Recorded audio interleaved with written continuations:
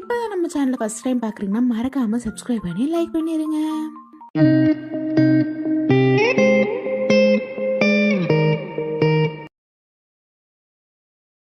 இங்கே என்னதான் ஹீரோ ரொம்பவே கல்யாணத்துக்கு ரெடி ஆகிட்டு இருந்தாலும் அவர் மனசு ஃபுல்லாக ஹீரோயின் தான் இருக்காங்க.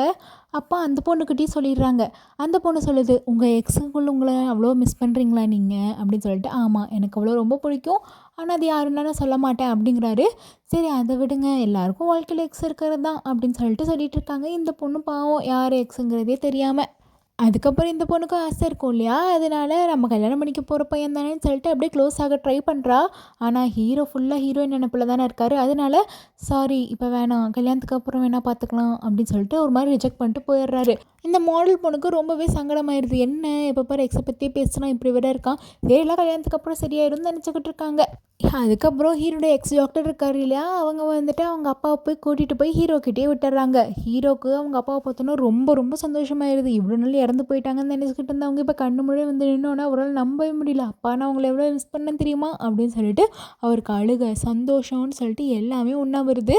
இவர் வந்துட்டு சரி வாட நம்ம வீட்டுக்கு போகலாம், ஏன் அழுதுகிட்டு இருக்க அப்படின்னு கேட்குறாங்க. அப்பயும் அவங்க பையன் ரொம்பவே கட்டி அவங்க பாசமலையாக பொழிஞ்சிட்டு சரி வாங்க அப்படின்னு கூட்டிகிட்டு போகிறாரு. அவர் நேராக இப்போ தங்கியிருக்க வீட்டுக்கு கூப்பிட்டு வர்றாரு, அதாவது மாடல் பொண்ணு வீட்டுக்கு. அவங்க அப்பா இருந்துட்டு யார் வீட்டுக்குடா வந்திருக்கோம் அப்படிங்கிறாங்க. அப்போ அந்த மாடல் பொண்ணு வந்துட்டு ஹாய் அங்கிள் எப்படி இருக்கீங்க, இது உங்கள் வீடு தான், இனிமேல் நம்மளாம் இங்கே தான் தங்க போகிறோங்கிறாங்க. அவங்க அப்பா இருந்துட்டு யார் இந்த பொண்ணு, அந்த பொண்ணு எங்கே அப்படின்னு சொல்லிட்டு ஹீரோயினை கேட்குறாங்க. இல்லைங்க அங்கிள், இனிமேல் இதுதான் உங்கள் வீடு, சந்தோஷமாக இருங்க, பெரிய வீடு அப்படிங்கிறாங்க. இவருக்கு இல்லை இதில் எனக்கு பிடிக்காது, வாட்ட நம்ம வீட்டுக்கு போகலாம் அப்படிங்கிறாங்க. நம்ம ஹீரோ இருந்துட்டு அப்பா அது நம்ம வீடு கிடையாது, நம்ம அங்கேருந்து காலி பண்ணிட்டோம், இதுதான் நம்மளோட புது வீடு, இங்கே நம்ம எல்லாம் சந்தோஷமாக இருக்கலாம் அப்படின்னு சொல்கிறாரு. என்னடா உழையிட்டு இருக்க, இங்கெல்லாம் நல்லா இருக்க முடியாது, வா வா போகலாம் அப்படின்னு சொல்லிட்டு அவர் பண்ணுறாரு. ஆனால் ஹீரோ மறுக்கவும், என்னடா அதெல்லாம் நினச்சிக்கிட்டு இருக்கேன், ஒழுங்கு மரியாதையே வந்துரு, செருப்பு கழட்டி அடிப்பேன் இருடா அப்படின்னு சொல்லிட்டு உண்மையாகவே செருப்பு கழட்டி ஹீரோ அடிச்சுக்கிட்டு இருக்காரு. அவர் குழந்த மாதிரி தானே பிஹேவ் பண்ணுவார், அவருக்கும் என்ன பண்ணுறதுன்னு தெரியல. சரி வந்து தொலைங்க கூட்டிகிட்டு போகிறேன் அப்படின்னு சொல்லிட்டு நேராக ஹீரோயின் வீட்டுக்கு கூப்பிட்டு போகிறாங்க. ஹீரோயின்ட்டு இருந்துட்டு எங்கள் அப்பாவுக்கு இப்படிலாம் ஆயிருக்கு, ஸோ அவர் இங்கே தான் வரணுங்கிறாருனோடனே நம்ம ஹீரோயினுக்கு தான் அவங்க அப்பாவும் பிடிக்கும் இல்லையா, சந்தோஷமாக வரட்டும், ஜாலியாக இருக்கும், எனக்கும் வர சொல்லுங்கள் அப்படின்னோடனே இவரும் இந்த வீட்டுக்கு வந்தோன்னே இதுதான்டா என் வீடு, கண்டோ வீட்டுக்கு கூப்பிட்டு போகிறேன் அப்படின்னு சொல்லிட்டு இருக்காங்க. அங்கே ஹீரோயினும் இருக்கிறத பார்த்து இந்த பொண்ணு தான் சொன்னேன், இந்த பொண்ணு தானே இங்கே இருக்குது, நம்ம எல்லோரும் தானே ஒன்றா இருக்கணும் அப்படின்னு சொல்லிட்டு இங்கே வராங்க. ரொம்ப சந்தோஷமாக இருக்காங்க. ஆனால் வீடெல்லாம் மாறி இருக்குது, அவர் வச்ச பொருளெலாம் வச்ச இடத்துல கிடையாது. அவங்க அம்மாவோட ஃபோட்டோ, அதாவது அவரோட ஒய்ஃப் ஃபோட்டோவும் இங்கே கிடையாதுன்னு அவர் ஒரு மாதிரி ஆகிட்டார். என் ஒய்ஃப் ஃபோட்டோ எங்கே வச்சிருக்கேன் அப்படின்னு சொல்லிட்டு ரொம்பவே பேனிக் வந்த மாதிரி ஆயிடுறாரு.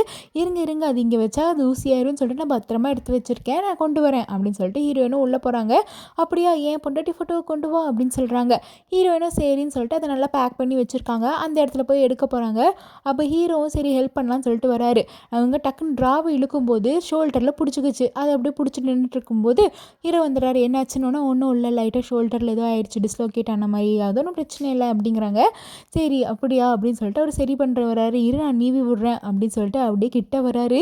ரெண்டு பேருக்குமே ரொம்பவே ஒரு மாதிரி ஃபீலிங்ஸ் அந்த இடத்துல ஸ்பார்க் ஆயிடுது. அப்படியே ஒரு கிஸ் பண்ணுற மாதிரி வராரு. ஆனால் டக்குன்னு பண்ணக்கூடாதுன்னு மைண்டில் வந்து அப்படியே பிரிஞ்சு போயிடுறாங்க ரெண்டு பேரும். அதுக்கப்புறம் வெளியே போய் அவங்க ஃபோட்டோ கொடுத்தோன்னே அவரும் ஹாப்பியாகிடுறாரு.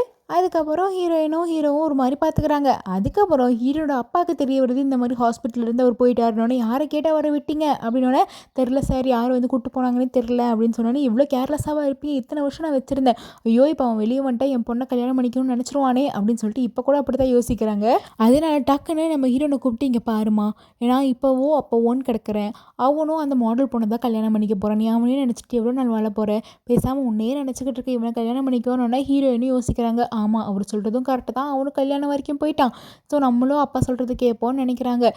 பாவம் இவங்களுக்கு வந்துட்டு கல்யாணத்தை நிறுத்ததே அவங்க அப்பா தான் தெரியாமல், சரிப்பா நான் நீங்கள் சொல்கிறத கேட்குறேன், நான் இவரையே கல்யாணம் பண்ணிக்கிறேன்னு ஒத்துக்கிறாங்க.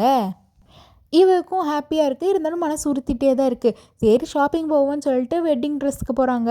அந்த ட்ரெஸ்ஸை பார்த்தோன்னே ஹீரோயினுக்கு ஹீரோ கூட நடக்க இருந்த கல்யாணம் தான் ஞாபகம் வருது. மனசு ஃபுல்லாக ஹீரோ தான் இருக்கிறாரு.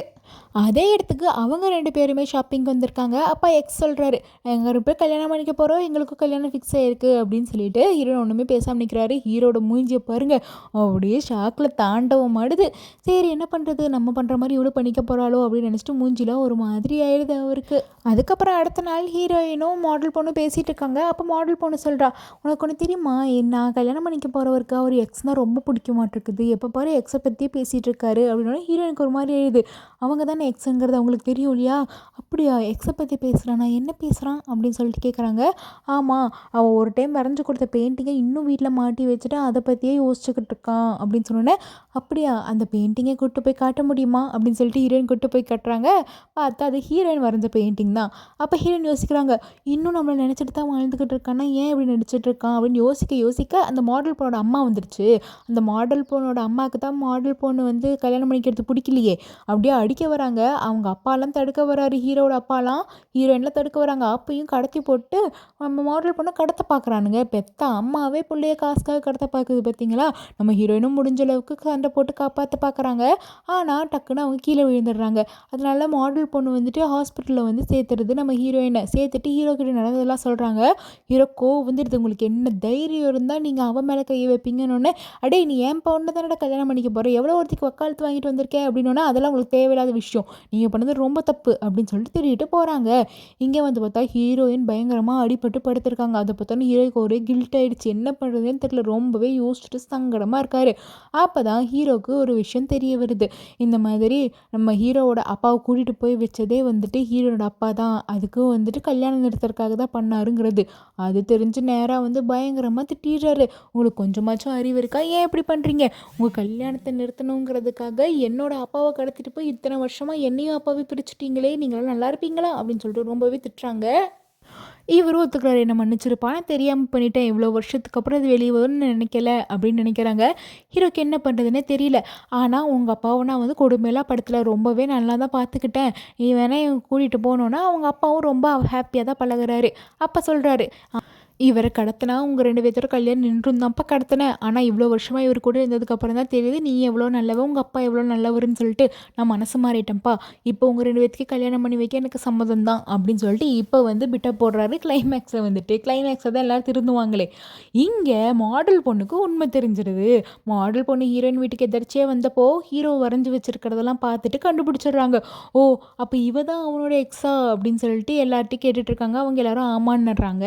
அவங்களுக்கு ரொம்பவே சங்கடமாயிடுது, இவ்வளோ நாள் கூடவே இருந்துட்டு எல்லாரும் என்னை ஏமாற்றிட்டீங்கல்ல, எவ்வளோ தைரியம் இருந்தால் நீங்கள் என்னை எப்படி ஏமாற்றிருப்பீங்க அப்படின்னு சொல்லிட்டு ஹீரோயினை ஹோட்டலுக்கு கூப்பிட்டு வர சொல்கிறாங்க. ஹோட்டலுக்கு கூப்பிட்டு வர சொல்லிட்டு என்னை ஏமாத்துறது பார்த்தாதா இன்னும் ஏதாச்சும் ஏமாத்துறதுக்கு இருக்கானோன்னா ஹீரோயின் என்ன சொல்கிறேன்னு கேட்டோன்னே அவங்களுக்கோ வந்து சொல்லிடுறாங்க, ஆமாம் எனக்கு எல்லா உண்மையுமே தெரிஞ்சிருச்சு, நீங்கள் 2 பேரும் தானே லவ் பண்ணியிருக்கீங்க, இது தெரியாமல் என் முன்னாடியே 2 பேர் தெரியாத மாதிரி நடிச்சு அன்றைக்கி என் முன்னாடியே கட்டியெல்லாம் பிடிச்சி என்னென்னமோ பண்ணிக்கிட்டு இருந்திருக்கீங்க, உங்கள் 2 பேர்த்தையும் நான் நம்பவே மாட்டேன், என்னை ஏமாற்றிட்டீங்க அப்படின்னு சொல்லிட்டு நான் சூசைட் பண்ணிக்க போகிறேன்னு சொல்லிட்டு சூசைட் பண்ணிக்க போகுது, கையெல்லாம் எடுத்து அடுத்துக்க போகுது.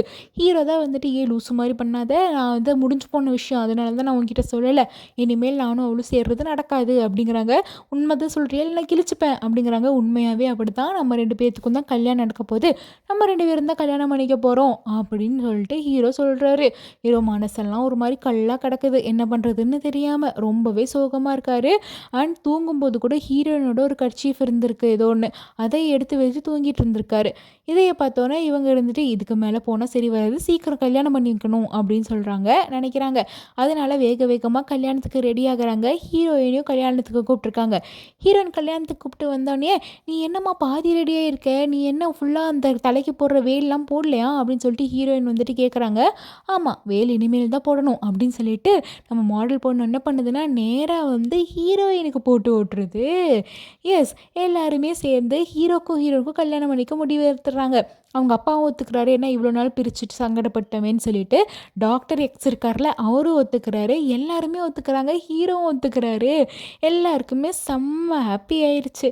ஏன்னா இப்போ ஹீரோட லவ்வும் அவங்க அப்பாவுக்கு புரிஞ்சிருச்சு. ஹீரோட அப்பாவும் திரும்ப வந்துட்டாரு, இவர் பண்ண தப்புக்கெல்லாம் மன்னிப்பு கேட்டார் அவ பொண்ணுக்கிட்டேயும் ஹீரோக்கிட்டேயும். அதனால நானே ஒன்று கொண்டு போய் விடுறேம்மா அப்படின்னு சொல்லிட்டு ரொம்ப பாசமாக கொண்டு போய் விடுறாங்க. இவங்களுக்கு கஷ்டமாக தான் இருக்குது, இருந்தாலும் என்ன பண்ணுறது, ஹீரோக்கு இவ்வளோ தானே பிடிச்சிருக்குன்னு சொல்லிட்டு அக்செப்ட் பண்ணிக்கிறாங்க.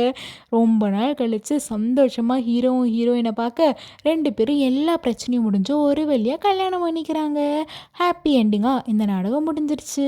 உங்களுக்கும் இந்த நாடகம் பிடிச்சிருந்துச்சுன்னா லைக் பண்ணி சப்ஸ்கிரைப் பண்ணிடுங்க.